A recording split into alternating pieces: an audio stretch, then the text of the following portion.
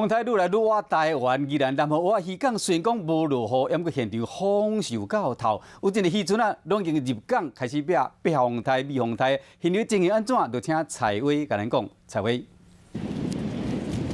好，诸位观众，持续带你来关心轩兰诺台风的最新状况。记者目前所在的位置就在宜兰南方澳的观景台现场呢，我们也可以看到说，虽然是没有明显的雨势，不过记者站在这个制高点呢，其实是可以感受到明显的强阵风。那么气象局是针对了宜兰部分地区发布了豪雨的特报。那虽然呢是发布了这个豪雨特报，不过部分地区呢这个降雨的雨势呢是忽大忽小。那包括在南方澳这边目前是没有下雨的。那我们可以看到说，一旁呢其实就是这个南方澳的渔港。那渔港内呢，我们也可以看到说，其实是已经有大批的船只早早就已经来到渔港内来这个做防台准备了。那这个渔民们呢，在上午的时候其实是就已经用这个绳子来把这些渔船绑好了，就是怕台风一来，这个风雨一吹的话，船只跟船只之间呢可能会发生这个碰撞。不过在一旁呢，我们也可以看到说，这个南方澳的这个海边这边呢，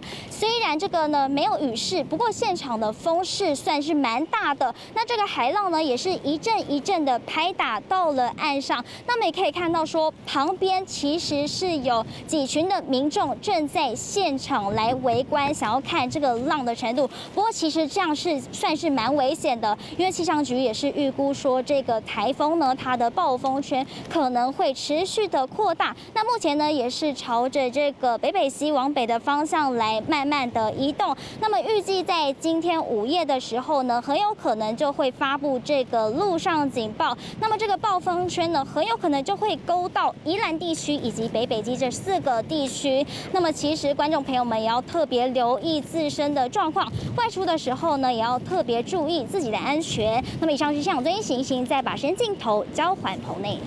Hello， 大家好，我是乃瑜，要教给大家2个任务。第一个，华视新闻的脸书专页，你按赞了吗？还有华视新闻的 YouTube 频道，赶紧订阅起来，还要记得按赞，开启小铃铛哦。